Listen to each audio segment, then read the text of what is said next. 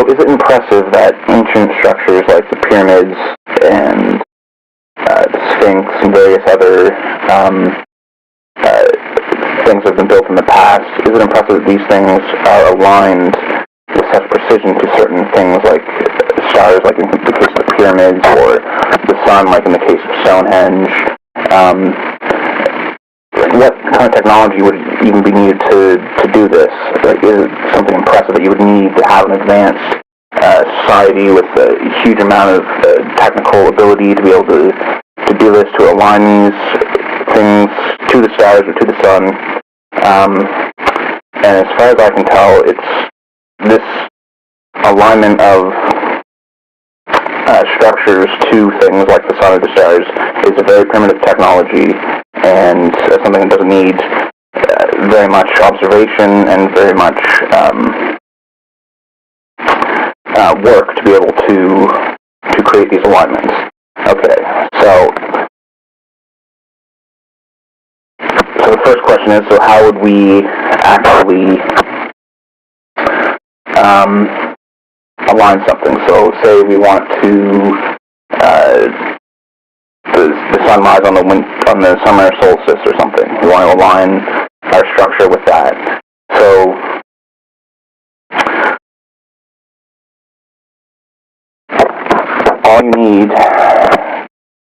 you only need 2 points to make a line, right? So if we imagine here we have a top-down view of the land, like a map view, and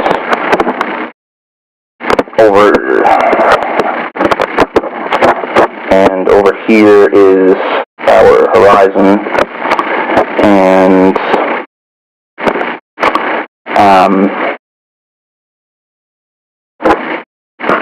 then we have our building site here where we want to build a structure. And say the sun is going to rise over here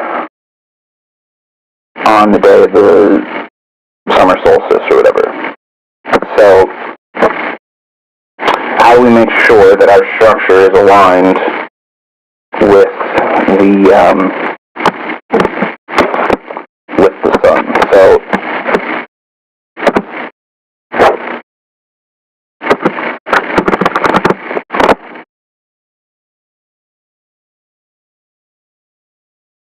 like I was saying, you only need 2 points to make a line. So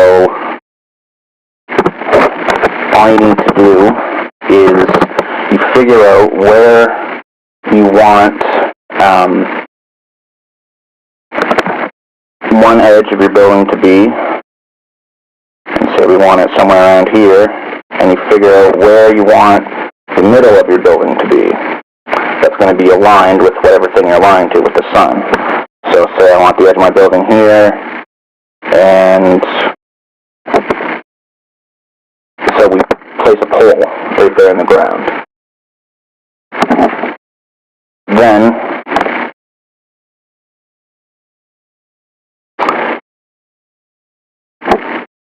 you just have to wait until that day. The summer solstice comes up, and you step back as far away from the stick as long as you want your building to be. And you just sort of eyeball it, and when the stick, you walk back and forth here, and when the stick here lines up with the thing with the sun in the horizon, then you place another stick down. And then from here you have your center alignment that's perfectly aligned with this thing on this date. And so what's interesting about this is that the farther apart you place your poles here, the more precision you have in aligning it with whatever structure. So if you have a big building like a pyramid, and you align it with something like these different stars in the sky, these different constellations, then then you're going to have lots of precision because of the distance between these points. So if you're really close,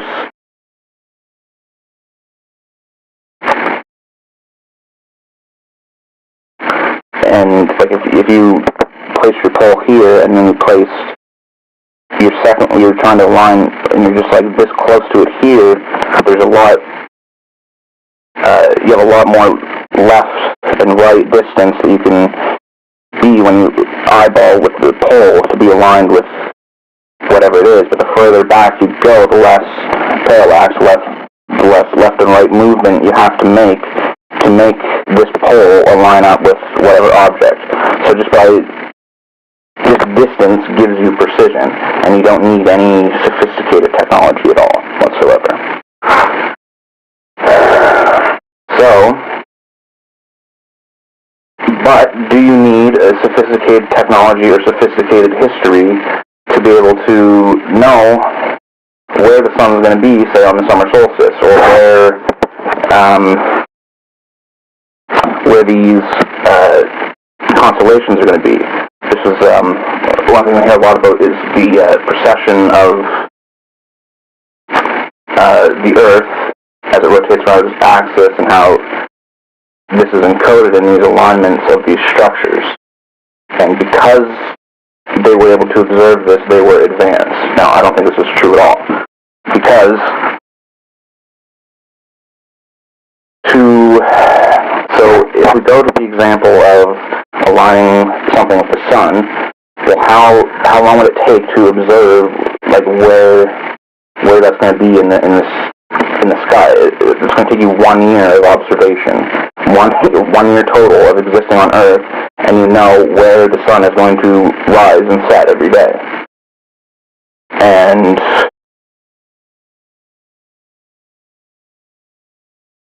so when you look at the stars,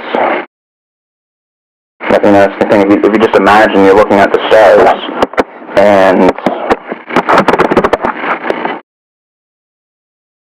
you're looking at the stars at night, and it's your very first time ever seeing the sky. You've never ever seen the sky before. What would you see? What would you observe? What patterns would you be able to recognize? So,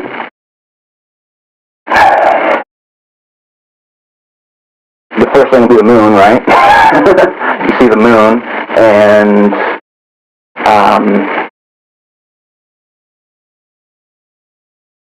you notice that it's moving across the sky.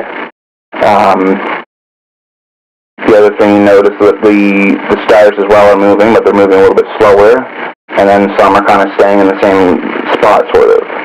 And after 2 nights of observation, you see, okay, well, the moon is in a slightly different spot than it was last night, and so are all the stars. And so, okay, well, there's something going on here. And a similar thing with the sun, like after 1 year, it only takes 1 year of observation of the sky, and you can see where the stars align. That when they're in this part of the sky, it's cold and we don't get any food. When it's in this part of the sky, it's warm, we get lots of food, and it repeats. It keeps repeating over and over again. And like, you need 1 year to figure out to see the pattern, and then you just need the multiple years after to confirm it. And it's like, well, how many years? Like, you see it 1 year, like, the next year's okay, same spot. The next year, okay, everything's same spot. Okay, yeah. We kind of got this figured out. It doesn't take some, like, 1,000-year civilization to be able to see this. And so for the precession itself, this, as far as I can tell, would only take 2 years of observation to be able to notice the precession, right? Because, so you already have the alignment of the stars with the months, because you know, well, the stars, when in this part of the sky it's cold, we don't get any food. When it's this part of the sky, it's warm, we get food. But then, it's like, wait, they're in that part of the sky and it's warm, we get food, but then they're slightly different, right? So, like, to observe precession, it doesn't need that much observation. You don't need anything crazy. You just need something on the horizon, something to compare it to. You stand in some spot and say, oh yeah, it's in a different spot than it was before. And you know you're in the same spot, and the spot that you're comparing to is in the same spot, and then you can make these observations. And it doesn't take... It's not as complicated as it seems.